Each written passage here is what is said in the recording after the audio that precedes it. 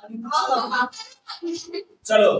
तो आज हम लोग क्या करते हैं एक बार फिर से केमिस्ट्री में केमिस्ट्री में चैप्टर नंबर 5 है ना, तत्वों का आवर्ती वर्गीकरण को क्या करेंगे, पढ़ेंगे। यहाँ से बहुत सारा क्वेश्चन सीखने में आता है, ठीक है। तो आप चलो शुरू करते हैं और एक ही बताओ कि कल कौन कौन बताया तो फिर बन जाएगा। लड़की छोड़ के बैठे तो ठीक है, नीचे बोल दो आप लोग।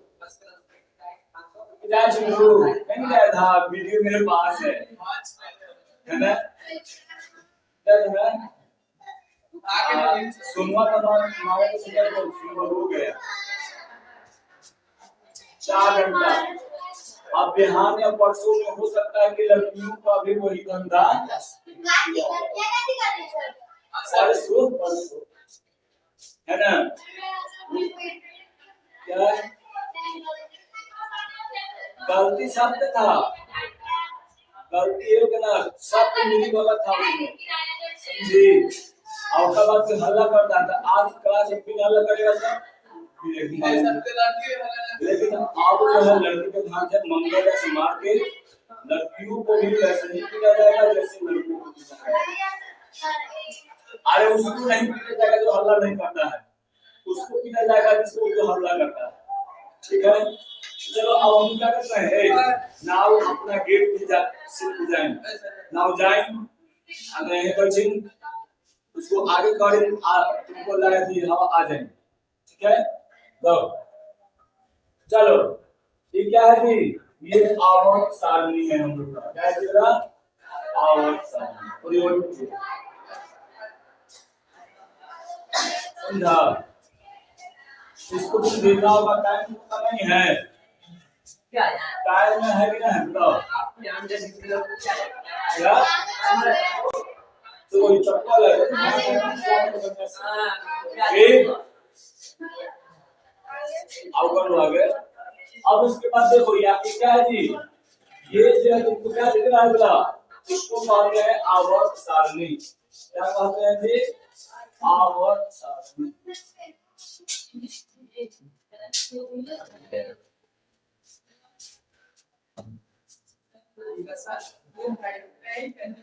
आवर्त सारणी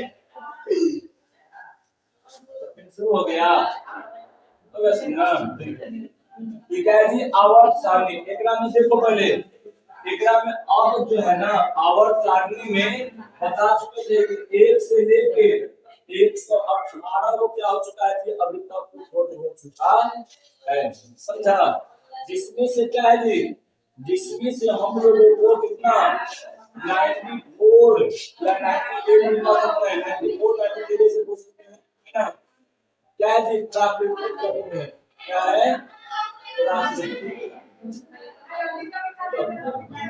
ठीक है। और 91 क्या है जी,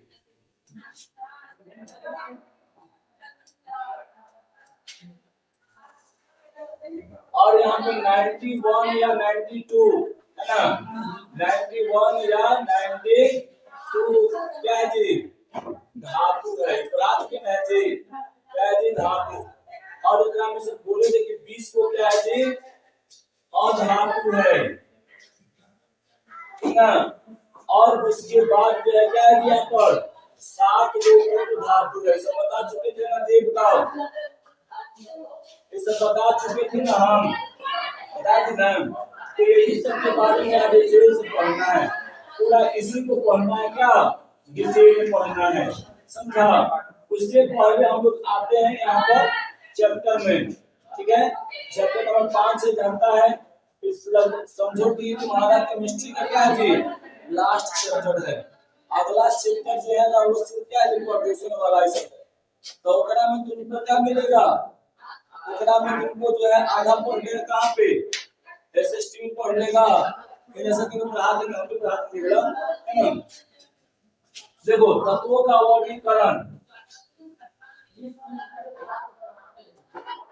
तत्वों का वर्गीकरण, आवर्ती वर्गीकरण। तो तत्वों को क्यों आवर्त मतलब वर्गीकरण किया जाता है, वर्गीकरण का मतलब जानती है, बांटना, विभाजन करना, अलग अलग क्या करना जो वहां पे विभाजन करना, समझे, अलग अलग समूहों में रखना, समझना, जिसको से क्या हो सके, उसका हम लोग अच्छा से अध्ययन कर सके।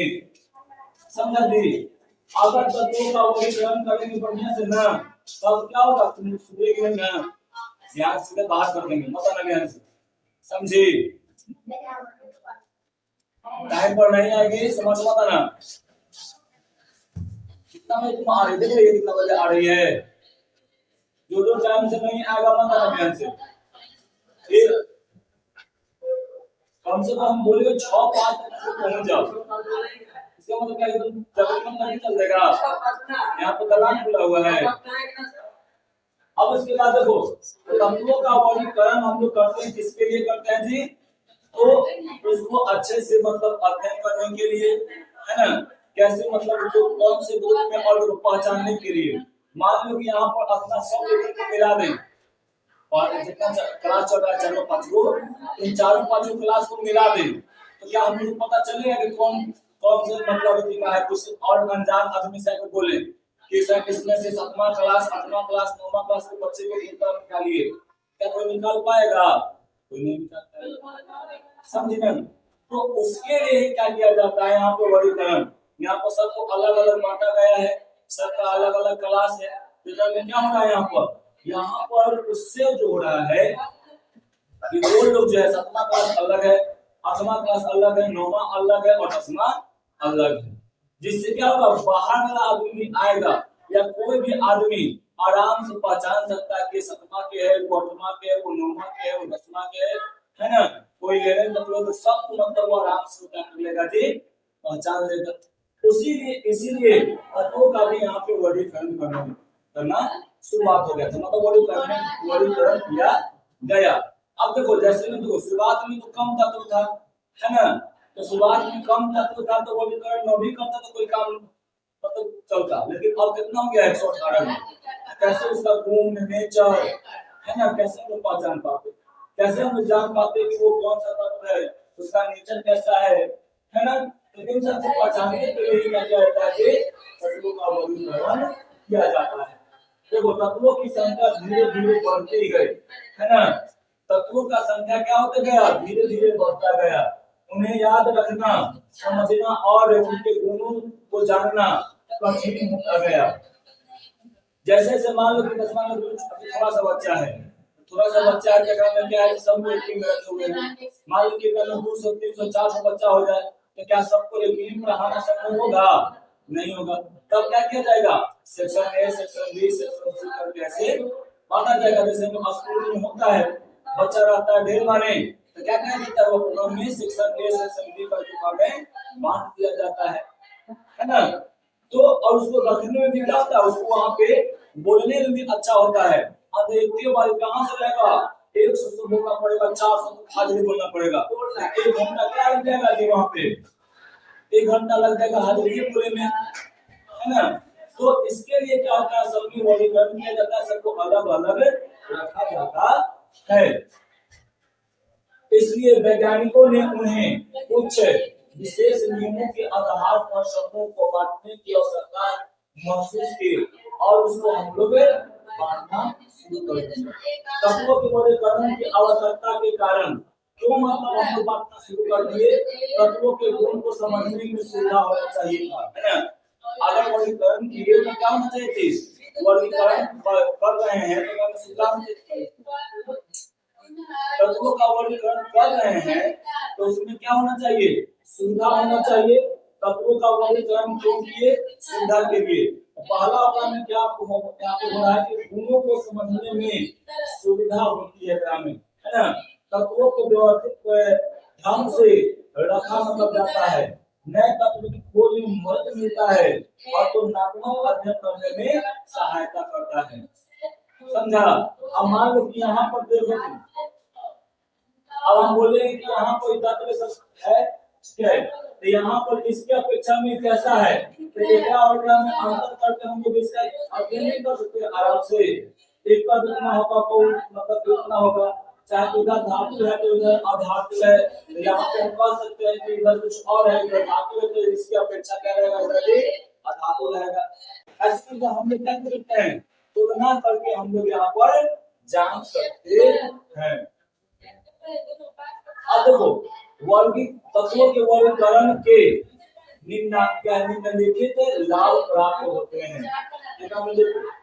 तत्वों का वर्गीकरण जब हम करते हैं तो बहुत सारा लाभ है, समझा। जैसे में क्या है, इनमें तत्वों के गुणों का अध्ययन नियमित तरीके से किया जाता है।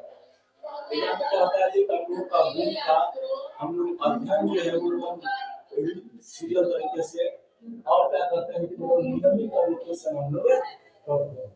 सभी तत्वों के गुणों का अलग अलग अध्ययन करने की आवश्यकता नहीं होती। जैसे यहाँ पर देखो, यहाँ पे अगर हम लोग क्या कर लेते हैं कि यहाँ पे हाइड्रोजन का अध्ययन करते हैं, यहाँ पर हाइड्रोजन का अध्ययन करते हैं।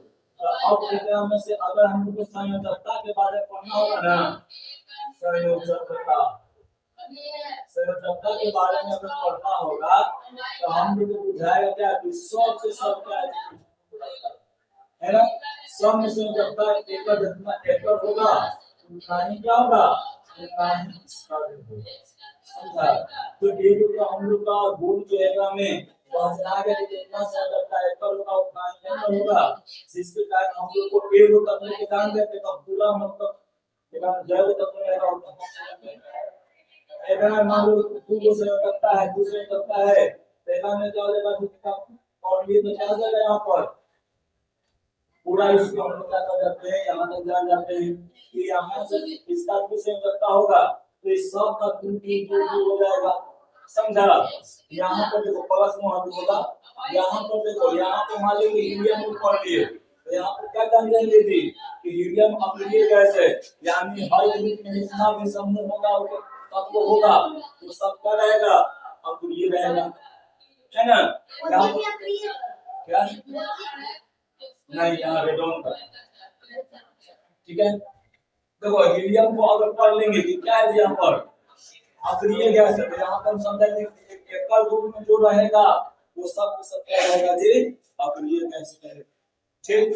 और उसके बाद देखो यहाँ पर तो ये भी गुण हम लोग को यहाँ पर पता चल जाता है और अलग से मतलब उसको अध्ययन करने की आवश्यकता नहीं होती है।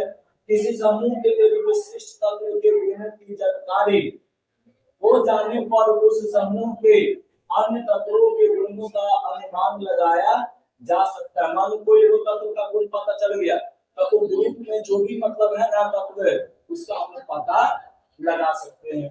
किसी तत्व के किसी समूह के तत्व के गुणों में होने वाला क्रमिक परिवर्तन को समझाना आवश्यक आसान हो जाता है, समझा। जैसे मान लो कि अभी हम क्या बताए थे कि तत्व एक कहाँ रखा जाता है जी, परमाणु संख्या इसका एक होता है, कहाँ रखा जाता है, पहला में रखा जाता है, वर्ग पहला में तो वर्ग पहला में उसको रखा जाता है। जैसे उसको पहला में रखा जाएगा वैसे ही क्या होगा जी, प्रोग्राम में जो भी पहला ग्रुप में यानी समूह में जो भी तत्व रहेगा वो सब के सब तत्व क्या हो जाएगा छोटू, सब के सब तत्व का गुण वही पहले के तरह पूरा हो जाएगा, ठीक है। तो इससे हम लोग का पता होता है जी एगो कोई समूह का अध्ययन कर लिए, एक समूह के एक तत्व का अध्ययन कर लिए अब बाकी अनुमान के अनुसार सब क्या मतलब ठीक होता है ना। हाँ प्रोग्राम में थोड़ा सा एक्सेप्शन होता है कि वो अधातु है, लेकिन वहीं पे लिथियम का अध्ययन कर लो अब उसके अनुसार ये सब का होगा, जैसा उसका प्रकृति होगा, नेचर होगा, स्वभाव होगा, वैसा ही वो सब रहता है, ठीक है। अब उसके बाद देखो इससे विभिन्न समूह तत्वों के पारस्परिक संबंध की जानकारी प्राप्त होती है और एक दूसरे से क्या रहता है, सब जुड़ा हुआ रहता है, ठीक है। एक दूसरे से क्या रहता है, सब जुड़ा हुआ रहता है, उसका भी हम लोग को यहाँ पर पता चल जाता है।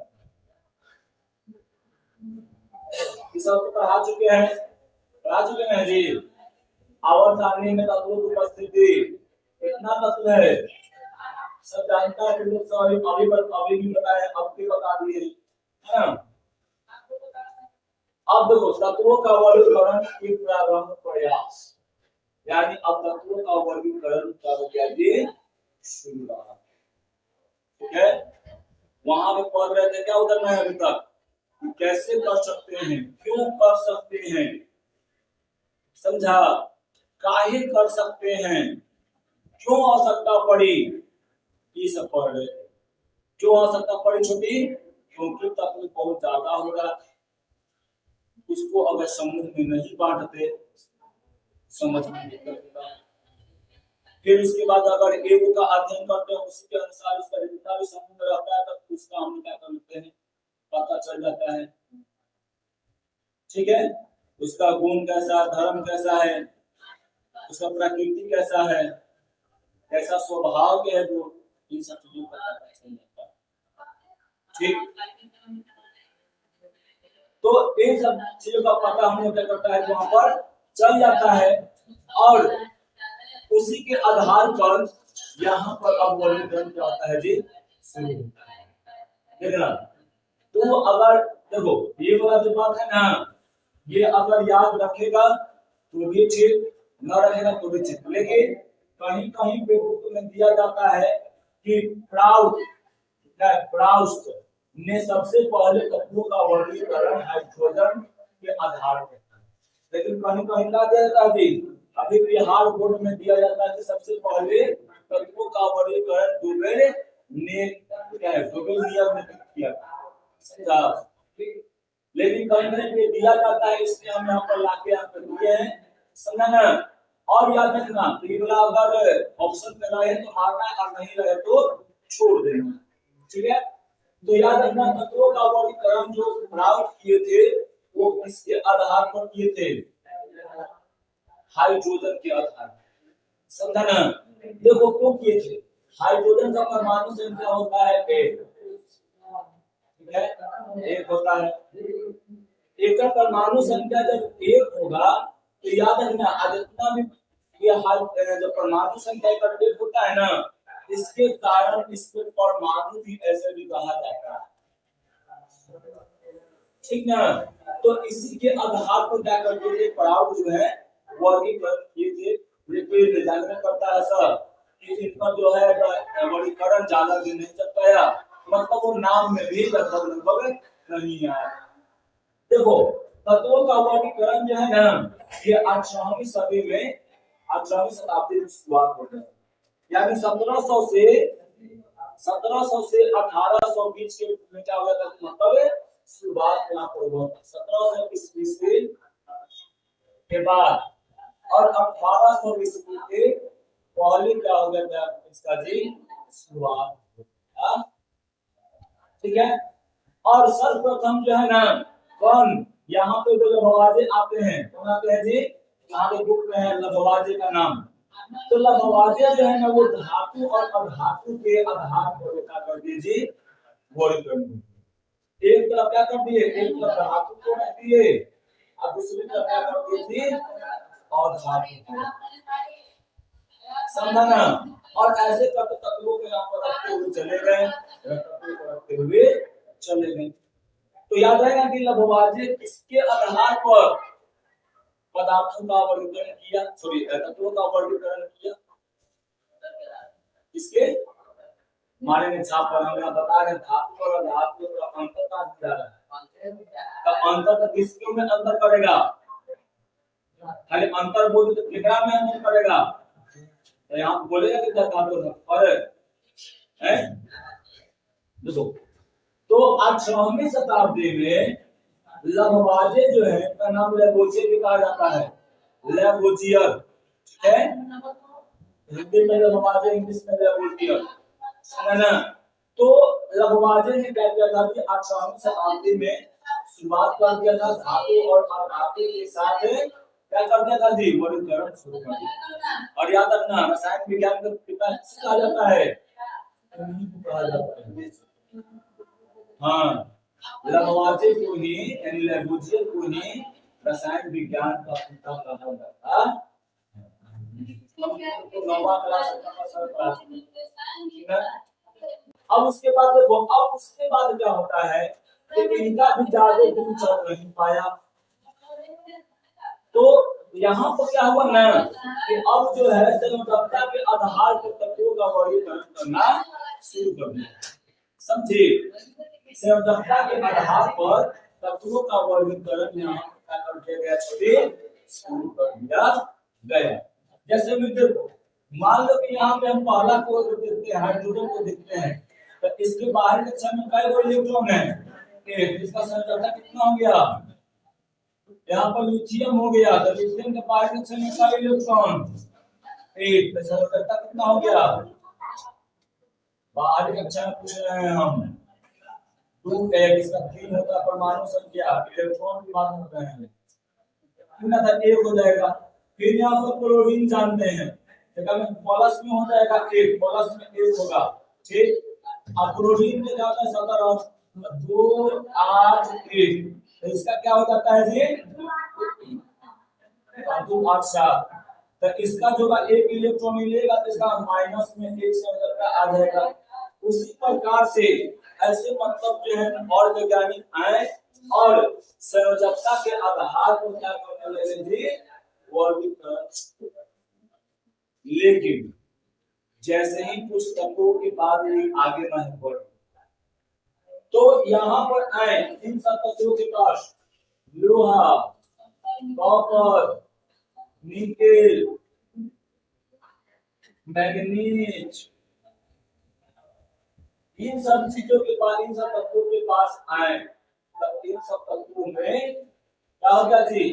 संयोजकता में विभिन्नता आने लगे। संयोजकता में क्या आने लगा जी? विभिन्नता। समझा? क्या आने लगा? विभिन्नता।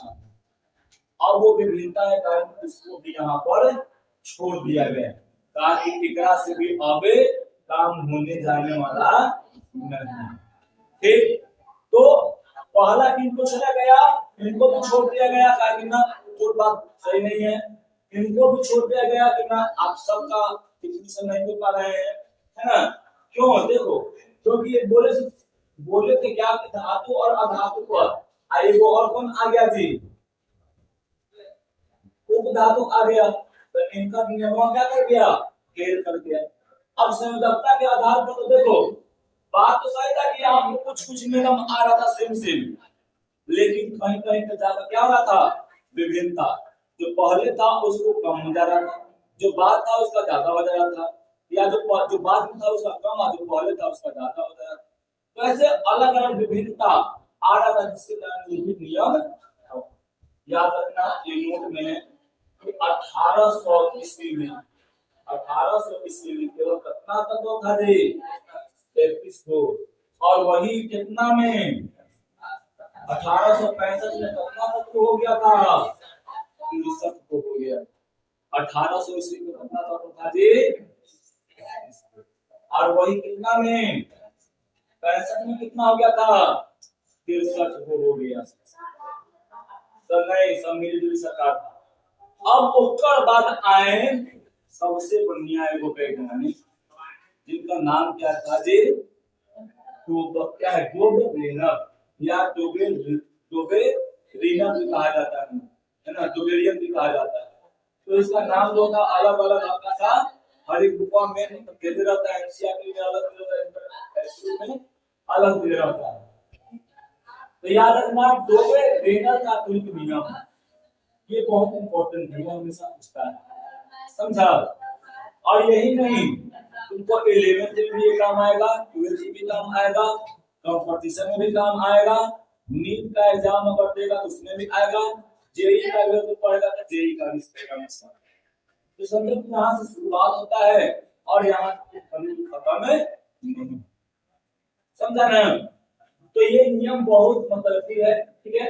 अब देखो ये त्रिक नियम या इसको त्रियक नियम बोल सकते हैं या त्रिक नियम भी कहते हैं, त्रियक नियम भी कहते हैं और क्या बोल सकते हैं कि त्रिक नियम, ठीक है? देखो एक नाम था, क्या नाम था? जॉन डोबरेनर नामक क्या है? जर्मन के एक रसायनज्ञ, जॉन गोबेरेनर कहाँ के थे जी? जर्मनी के। कहाँ के थे? जर्मनी। समझा ना? ये क्या थे? रसायन के यानी रसायन विज्ञान का क्या थे? वैज्ञानिक थे, जिन्होंने 1817 ईस्वी में त्रिक नियम को दिए। समझा? तुमको से पूछा जाएगा कि त्रिक नियम किसने दिया था? डूबे रेनर ने। समझा? कौन दिए थे? डूबे रेनर। नाम याद रखना पड़ेगा तुमको। त्रिक नियम कौन दिए थे? डूबे रेनर। समझे? डूबे रेनर जो है कब दिए थे? 1817 में। तुमसे पूछा गया कि डूबे रेनर जो है वो तत्व का वर्गीकरण करना शुरुआत किए थे। कौन सा नियम दिए थे? नियम दिए थे। कब ये नियम दिए थे? तो 1817 ईस्वी में दिए थे। इनका यह कहाँ के थे? जर्मनी। ये सब याद रखना पड़ेगा। देखो एक ऑब्जेक्ट हो गया, दो को तीन बार हो गया ना। अब देखो क्रियक तत्वों को उनके परमाणु ध्यान देना यहाँ पर एक क्रम में सजाने पर मध्यवर्ती तत्व का परमाणु द्रव्यमान किनारे वाले शेष दोनों तत्वों के द्रव्यमानों का क्या होता है? जो औसत होता है। यहाँ पर लगातार तीन को तत्व लेना है। जैसे यहाँ पर देख सकते हैं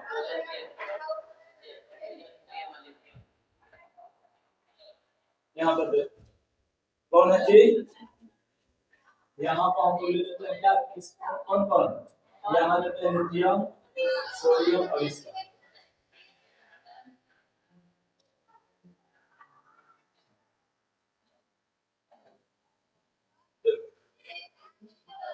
यहाँ पर हैं सोडियम, यहाँ पर कितना पता है? लिथियम में कितना है?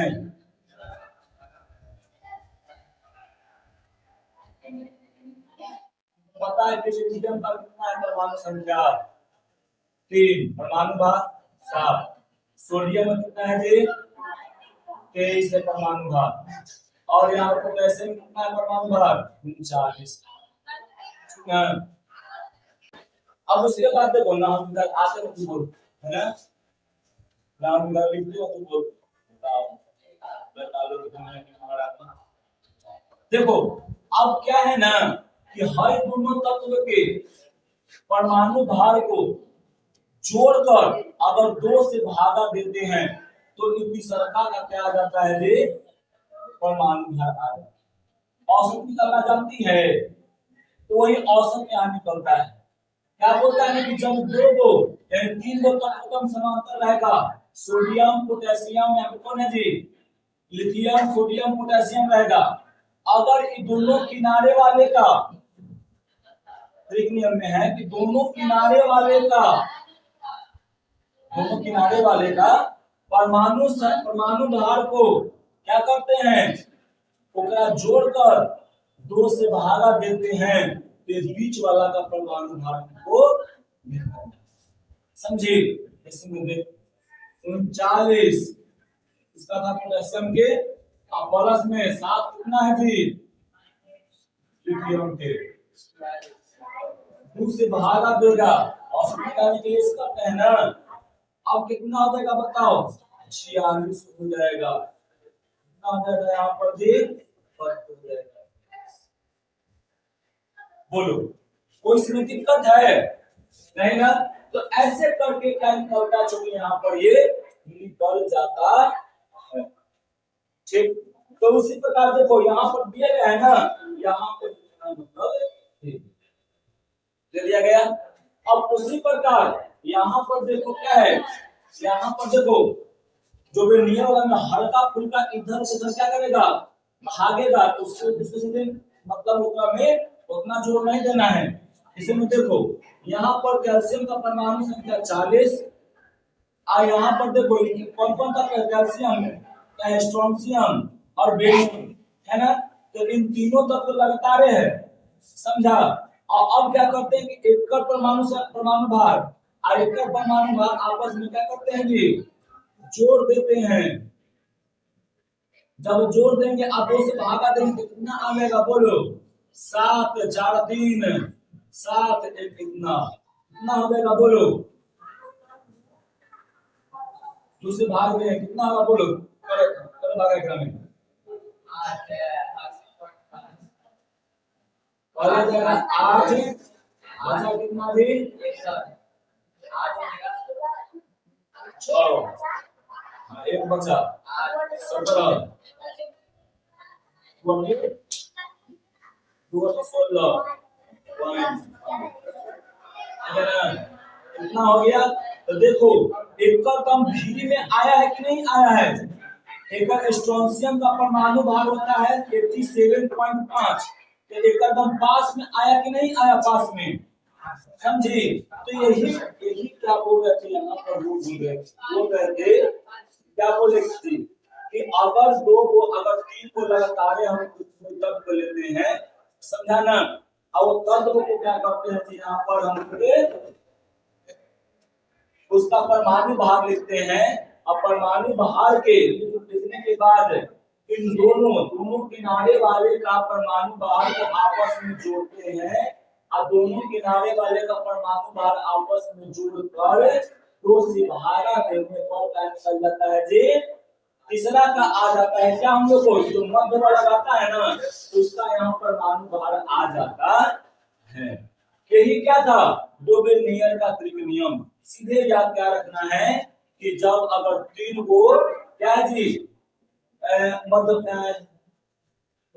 एक मतलब लाइन से 3 को परमाणु 3 को तत्वों को लेंगे ठीक है। अब तीनों तत्व क्या होना चाहिए? पहला पर दूसरा पर तीसरा पर चौथा ऐसे रहना चाहिए, ऐसे क्रम में रहना चाहिए, ऐसे क्रम में रहना चाहिए। जैसे यहाँ पर है कैल्शियम स्ट्रोंशियम और कौन है यहाँ पर? बेरिलियम है ना। तो ऐसे जैसे यहाँ पर देखो यहाँ पर है ना। तो ऐसे तीनों लगातार होना चाहिए ठीक है।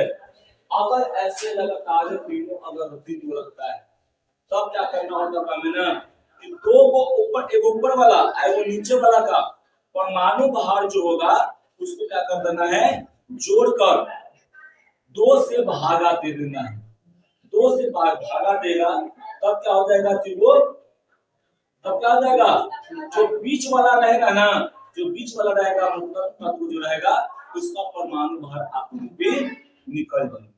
समझी? यही क्या होता है नियम। औसत जानती है ना? औसत जानती होगी तो बस वही करना है। यहाँ पर औसत निकालना है।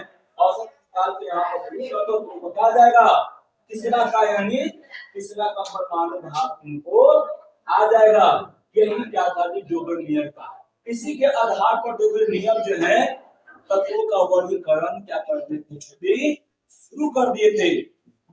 लेकिन इनका जो है ना इनका इतना पर calcium strontium beryllium lithium sodium potassium chlorine bromine iodine इन सब को छोड़ा के आगे वाला तत्व पर अगर प्रयोग किया गया ना साफा गलत रिजल्ट आने लगा। रिजल्ट क्या आने लगा जी? गलत आने लगा। उसके बाद कहा गया कि डोबेरेनर जो थे डोबेरेनर का त्रिक सिद्धांत क्या हो गया? यहीं पे गलत हो गया। समझा बात नहीं? इनका गलत हो गया। मतलब ये आगे जो तत्वों को ये बताएं वो तत्वों के आगे में उनका नियम लग ही नहीं रहा था। अब तो कोई नियम लगा कर देख लो उसका बीच वाला ऐड नहीं होगा। यहाँ पे कब फेल कर गया? खत्म हो गया यहाँ पे। समझा? तो देखो यही कहा गया कि यहाँ पर लेकिन क्या हुआ था? यहाँ पर यह सिद्धांत कुछ ही तत्वों पर क्या रहता था? सीमित रह गया था। क्या रह गया था? सीमित रहने के कारण विश्वव्यापी मान्यता इसको प्राप्त नहीं हो सका है ना। और कुछ समय के बाद वर्गीकरण की पद्धति को क्या कर दिया गया जी? तैयार कर दिया गया। समझा? यानी हाँ जो ये प्रयोग किए ना वही वाला पर रह गया। उसके अब बाद में एक गया ही नहीं गया। उसके बाद जो गए ये आगे वाला तो वर्गीकरण कर ही नहीं पाए। अच्छा वर्गीकरण नहीं कर पाएंगे, नहीं हुआ, इनका नियम क्या होगा छुट्टी। अब उनके बाद एक और आए जिनका क्या नाम था, न्यूलैंड्स न्यूलैंड, हाँ है ना। फिर वो और साइंटिस्ट आए जिनका नाम क्या था, न्यूलैंड था।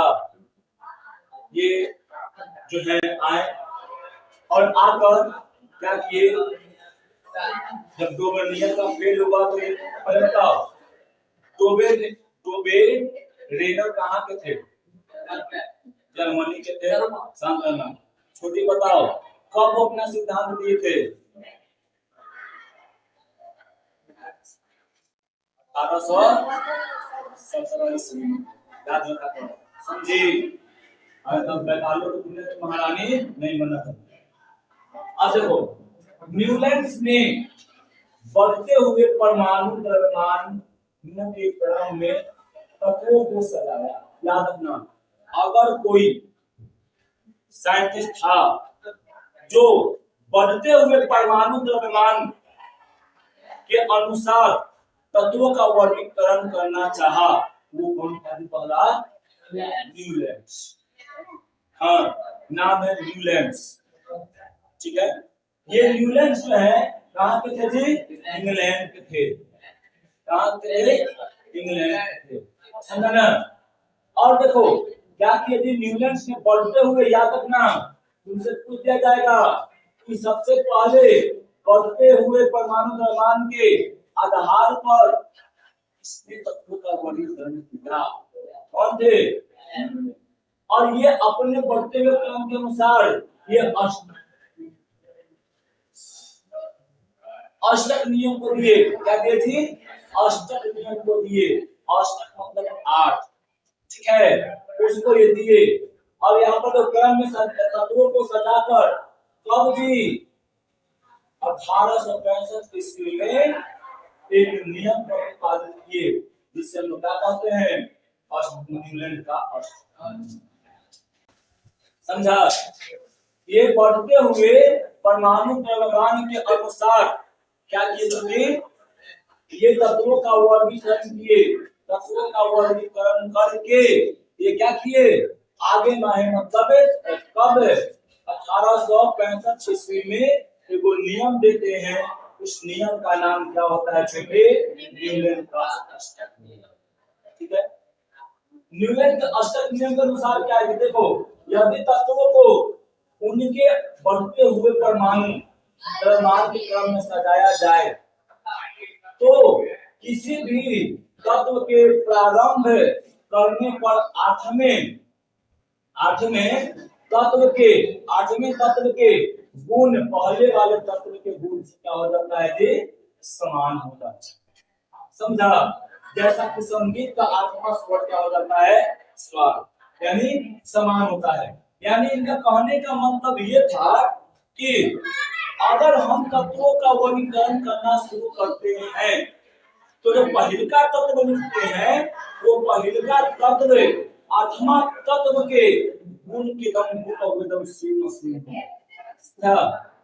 टू सेम होगा। जैसे में क्या होता है जी, संगीत का सुर होता है कौन, जैसे समझना है, पहला, दूसरा, तीसरा, चौथा, पांचवा, छठा, सातवां, और सातवां के बाद आठवां आता है। तो देखो पहला जैसा हो गया ना जी, क्या बोलते हैं, सा रे गा म प सा, है ना। तो ये सारे गामा पदम ऐसा क्या है जी, इसी के आधार पर वो क्या करती है, तत्वों का वर्णन किए और कहे क्या कि पहला तत्व का गुण आठवां तत्व के गुण के बराबर होगा। या ऐसे कर सकते हैं कि आठवां तत्व का गुण पहला तत्व के गुण के बराबर होगा, एकदम समान होगा। जैसे में हमें मिल रहा है ना। न्यूलैंड्स का नियम क्या है, यही है कि पहला तत्व होगा, पहला तत्व का गुण और आठवां तत्व का गुण क्या हो जाता है जी, समान हो जाता है। यही ना न्यूलैंड्स का है जी। जैसे में देखो हाइड्रोजन क्या है वो अधातु है, क्या है जी? उभारी जब ये कर रहा था अकेले के स्थान में पता नहीं चला था अकेले गैस, ठीक है। अभी तो पहले ना यहाँ पर नहीं था तब तो इनका नियम आगे देखेंगे ना। अब देखो उसके बाद ये क्या है जी? अधातु है, अधातु। लिथियम क्या है? धातु। बेरिलियम, मैग्नीशियम, कार्बन, ये क्या है? नाइट्रोजन, ये क्या है? ऑक्सीजन। अब देखो इस सतमा तत्व क्या हो गया? अधातु आ गया, अधातु। अब देखो जब सतमा और अठमा तक पे जाते हैं फ्लोरीन बोला गया जी, फ्लोरीन। फ्लोरीन फ्लोरीन क्या है? अधातु। सोडियम क्या है? मैग्नीशियम क्या है? एल्युमिनियम क्या है? अब देखो सिलिकॉन क्या है? अधातु में माना जाता है, ये इसके जैसा, ये अधातु। लेकिन एक बार और रखते हैं और इनका एक बार और जाएगा, समय कहां तक जाएगा? तो देखो यहाँ पर सल्फर तक कर लिए, क्लोरीन, आर्गन, पोटेशियम, देखो यहाँ पर क्लोरीन कमी होगा ना। यहाँ एक बार बाद जो है ये और जाएंगे आगे, यहाँ पर सल्फर के बाद कौन? क्लोरीन, कितना हो जाएगा? क्लोरीन के बाद आर्गन आता है, आर्गन को छोड़ के क्या हो जाएगा? पोटेशियम, कैल्शियम, ठीक। हाँ 20 यहाँ तक ये सजा दिए, यहाँ तक के बोर्ड और दिखा के देखिए पहले का तत्व के जैसा आत्मा आ रहा है कि नहीं आ रहा है। फिर यहाँ से कर रहे हैं, यहाँ पे अधातु है, फिर यहाँ पर ये अधातु, फिर देखिए कि अधातु आ रहा है कि नहीं आ रहा है। आ रहा है ना जी, सीधा बढ़ो, ठीक है। तो क्या हो रहा है कि यही पोलिन्यूलैंड पहला तत्व जैसा रहेगा वैसा ही आत्मा तत्व भी होगा, और आगे भी चलेंगे तो वैसा ही आता जाएगा। और यहाँ की तो पढ़ के छोड़ दिए, समझा ना? कैल्शियम तक तो याद रहेगा ना न्यूलैंड का अष्टक में कि क्या बोलेंगे? न्यूलैंड अष्टक नियम के अनुसार पहला तत्व का गुण आठवें तत्व के गुण के समान है। इन्होंने संगीत के साथ सात सुर सारे गामा पाधा निसा के अनुसार अपने तत्वों को बढ़ते हुए परमाणु प्रमाण के अनुसार क्या किए थे? ये वर्गीकरण किए, ठीक है। इतना याद रखना चाहिए। कोई दिक्कत इसमें? परमाणु द्रव्यमान में जानती है नहीं जानती है? तो परमाणु संख्या परमाणु द्रव्यमान होता है। द्रव्यमान मतलब क्या? भार, जानती है? द्रव्यमान इसका भार, वजन। तुम्हारा वजन कितना है? तुम्हारा घर में नंबर कितना है? कैमा नंबर पे हो? तो भाई बहन क्या है? तो दूसरा पे हो तुम्हें, तो दूसरा पे तुम है, तुम्हारा नंबर क्या हो जाएगा? 2, यानी तो परमाणु संख्या क्या हो गया? 2। अब तुम ना वेट करके आना, कितना वेट हो जाएगा? क्योंकि 40 से ज्यादा तो नहीं होगी पता है। 29 केजी है तो 29 केजी, तो 29 केजी तुम्हारा क्या हो गया? वो परमाणु भार, समझी? यही होता है परमाणु द्रव्यमान और परमाणु भार। उसी प्रकार इसके परमाणु भार के अनुसार क्या करने लगे लोग? सजाने लगे, ठीक है। अब देखो न्यूलैंड का अष्टक नियम में से क्या किया गया जी? न्यूलैंड का अष्टक नियम कहां तक वैलिड रहा? कैल्शियम तक। ऊपर आगे के तत्वों का वर्गीकरण में चाला कर ही नहीं पाए, ठीक है। न्यूलैंड जो थे यहाँ के आगे कैल्शियम के आगे का तत्वों का वर्गीकरण बेचारे कर ही नहीं पाए, ठीक है। तो अभी अगला तत्व जो है ना, अगला तत्व क्या आ रहा था यहाँ पर जी? देखो कैल्शियम के बाद क्या आ रहा था? स्कैंडियम जो धातु है, टाइटेनियम जो धातु है। लेकिन यहाँ देखो जमीन क्या आना चाहिए था? चलो यहाँ तो ठीक है, स्कैंडियम लिख देते हैं धातु, ठीक, लेकिन फिर क्या आना चाहिए था? और धातु ना, लेकिन ये टाइटेनियम आ रहा है, फिर वैनेडियम आ रहा है, फिर क्रोमियम आ रहा है, तो ये सब तो धातु ना है जी। तो यहाँ पर नियम का फेल कर गया। अब मान लो कि अब आगे बढ़ के अक्रिय गैस आ जाएगा। जब अक्रिय गैस आएगा तो यहाँ पे आत्मा का तो अक्रिय गैस में हो जाएगा जी नियॉन। क्लोरीन के बाद यहाँ पर देखो, यहाँ क्लोरीन हो गया, तो क्लोरीन के बाद क्या हो जाएगा? नियॉन। यहाँ तो अक्रिय गैस हो गया, तो क्या एक से एक गुण मिल रहा है अक्रिय गैस का? तो यहाँ पे इनका ऐसे नियम क्या हो जाता है छोटू? समझा? अब यही पढ़ेंगे कि किसका नियम बन रहा है, किसका नियम फेल कर रहा है, समझा ना? और उसके बाद इनको व्यापक मान्यता नहीं मिली, परंतु रॉयल एजी सोसाइटी लंदन द्वारा 1887 में न्यूलैंड को डेविड पदक द्वारा पुरस्कृत किया गया। देखो ये काम किए, एक चीज को बता दिए कि भाई देखो तत्वों का वर्गीकरण जो है वो किसके आधार पर होगा? परमाणु द्रव्यमान के आधार पर होगा। उसके लिए क्या किया गया? जिनको रॉयल सोसाइटी लंदन से क्या किया गया? इनको 1887 में न्यूलैंड को डेवी नामक पुरस्कार यहाँ पर उनको दिया गया। समझे? अब देखो अष्टक नियम के दोष क्या है? अब दोष तो है ही ना जी, खाली दोष है, देखो हम दोष को दो जगह लिख रहे हैं ना। पहला देखो अष्टक नियम जो है ना, क्या किया है यहाँ पर बताओ? अष्टक नियम हल्के तत्वों के लिए लागू होता है, भारी तत्वों के लिए नहीं। कैल्शियम के बाद वो 8वां तत्व का गुण बदल जाता है। न्यूलैंड का अनुमान था कि प्राकृतिक में सिर्फ कितना जी? 56 तत्व ही हैं। आगे चलकर तत्वों का विस्तार नहीं होगा। इनका मानना था ना कि अपने तत्व रहेगा 56 गो। जब न्यूलैंड कर रहे थे और 56 था, तो उपकर बाद ओकरा में नहीं होगा, ये सोच लिए थे बेचारे। जबकि अनुमान में क्या हो गया थी? गलत। आज कितना तत्व हो गया है? 118 हो गया है। आगे चलकर अन्य बहुत से नए तत्वों का आविष्कार हुआ और अष्टक नियम क्या हो गया जी? खत्म। न्यूलैंड ने कुछ अदृश्य गुण वाले तत्वों को एक ही स्तर में रख दिए थे, समझा ना? जैसे में क्लोरीन, जैसे में कौन? कोबाल्ट और निकेल, क्लोरीन और क्लोरीन के साथ रखे गए थे, है ना? जब आगे जब कर रहे थे ना, क्लोरीन और क्लोरीन को, कोबाल्ट और निकेल को क्लोरीन के साथ आप क्लोरीन के साथ रख दिए थे, तो रहेगा जी।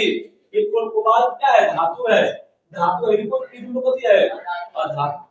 तो गुण मिल रहा है नहीं ना, जबकि उनके गुणों में विभिन्न भिन्नता है। यानी कौन? लोहा, कोबाल्ट, निकेल दूर रखा गया, जबकि गुणों में समानता है ना? इन सब गुणों में क्या समानता है, लेकिन इन सब को दूर रखा गया। समझा? जो समान था उसको दूर कर दिया गया और जो असमान था उसको आसपास कर दिया गया। अब फिर इनका वो नाश करने वाला एक और चीज आ गया। कौन आ गया जी? हाँ, कितना काम किए हुए इनका सब तो मिट्टी गिराने वाला कौन आ गया? अक्रिय गैस। अब जैसे ही सारे गामा पाधानी सा कर रहे थे, वैसे ही आ गया वो और हाइड्रोजन आ गया। हाइड्रोजन कौन सी बात? हीलियम, ऐसा है ना? लिथियम का लिथियम कहां से?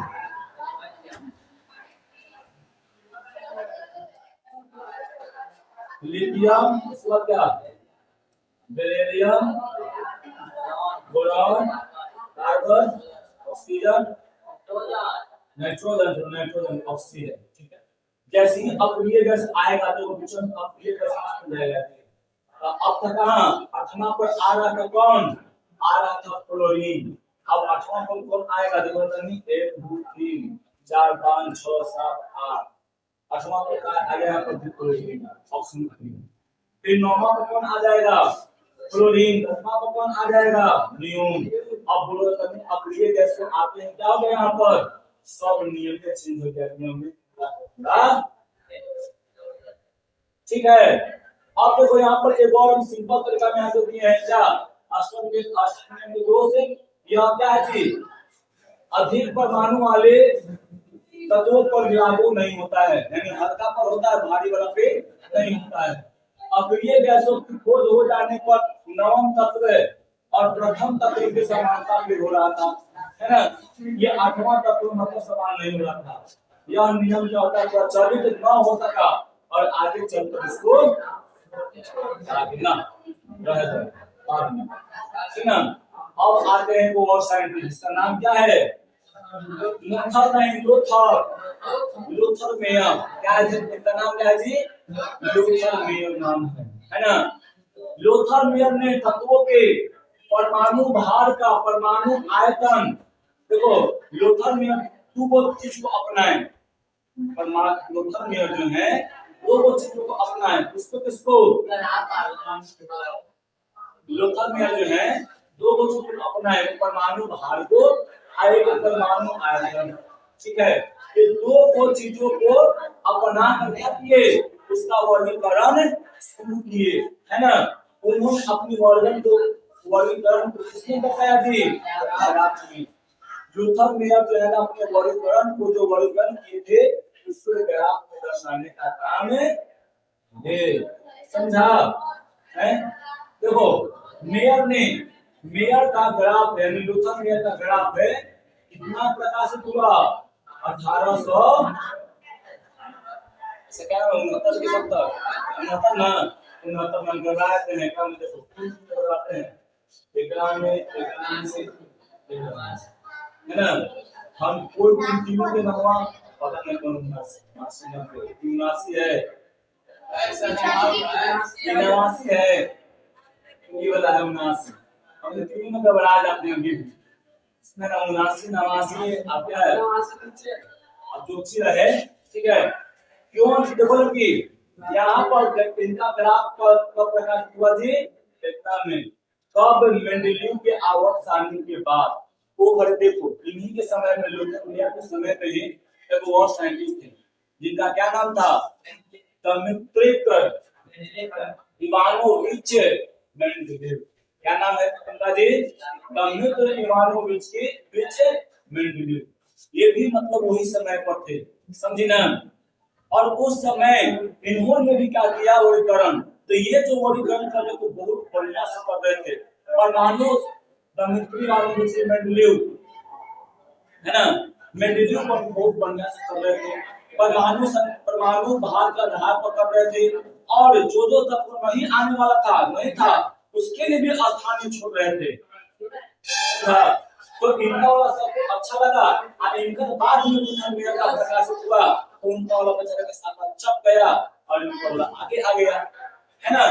देखो उनका जन्म कब हुआ था जी, मेंडेलीव का जन्म कब हुआ था, 18 फरवरी 1834 को, कहाँ पे हुआ था, रूस में कहाँ पे, साइबेरिया के कहाँ पे थी, ओबलास्ट में हुआ था, याद रखना है। प्रारंभिक शिक्षा पूरा होने के पश्चात अपनी मां के प्रोत्साहन से इन्होंने विश्वविद्यालय में दाखिला लिया। इनका मम्मी जो है बड़ा इनको सपोर्ट करते थे, पापा जी इनको लगभग नहीं थे, सुने ना, पापा मर गए थे।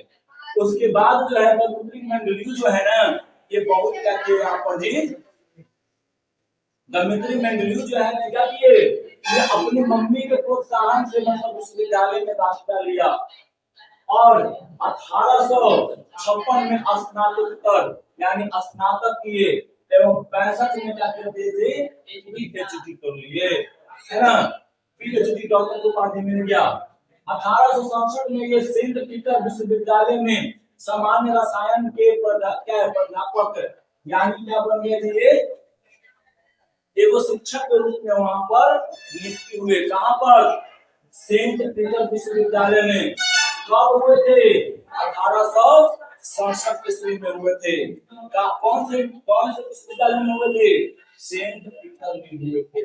कब, 1867 ईस्वी में। किस कौन से पद पर, अध्यापक के रूप में, प्राध्यापक है ना, यानी प्रधानाध्यापक होता है इस पर, है ना।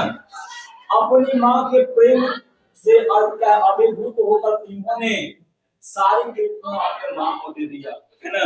यानी क्या कर दिए, अपनी माँ से मम्मी जो है बहुत इनको सहारा देती, इसलिए कह दिए कि हम आज जो भी हैं वो हम अपनी मम्मी के ठीक। अब क्या है यहाँ पर, क्या है ना कि तत्वों के वर्गीकरण के क्षेत्र में इनके योगदान को कभी भुलाया नहीं जा सकता है। इन्होंने तत्वों के आवर्तन नियम यानी देखो ये बता दिए थे, इनसे पहले कौन बताए थे, न्यूलैंड बता दिए थे,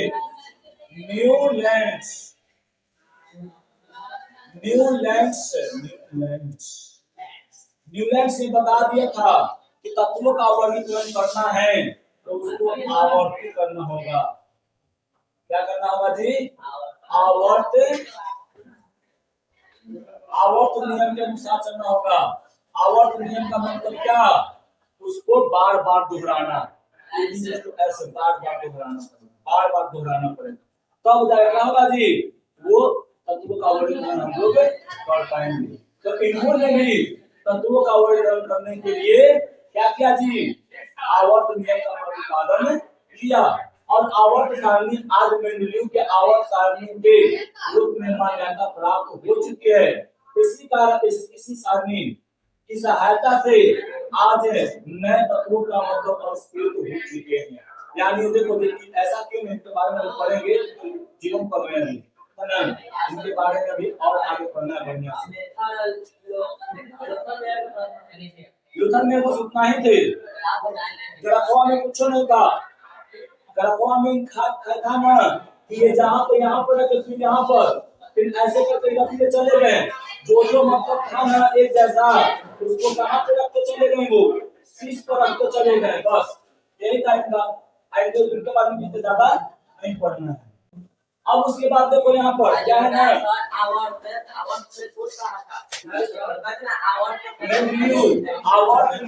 देखो जैसे क्या थे कि बार बार वही बता रहे थे, सारे गामा पधानी सर फिर से वही, फिर सारे गामा पधानी सर आप आया, तो क्या है बार बार दोहराने वाली क्रिया क्या करते हैं, आवर्त करते हैं ना। तो अब देखो 1890 में इन्होंने प्रधानाध्यापक का पद त्याग दिया, बाद में मापतौल विभाग का निर्देशक हो गए, और बेचारे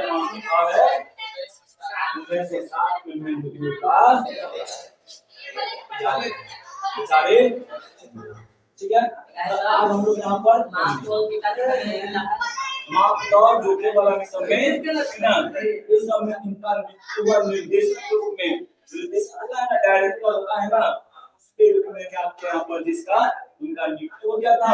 और उसके बाद बेचारे जो हैं 1907 में इसी पद के बाद 1907 में बेचारे पूरा हो गए था, है ना बेचारे, ठीक है। तो आज के लिए क्या है इतना ही। अब अगले वीडियो में हम मेंडलीव के आवर्त सारणी को पढ़ेंगे, समझा, और इन जो वर्ग था तत्व था इसके बारे में पढ़ेंगे, ठीक है। तुम लोगों को होमवर्क है, बताना है तुम लोगों को क्या कि तत्वों का मेंडलीव के समय कितना तत्व था, समझा, मेंडलीव के समय कितना तत्व था, ये आप लोग को क्या करना है जी बताना।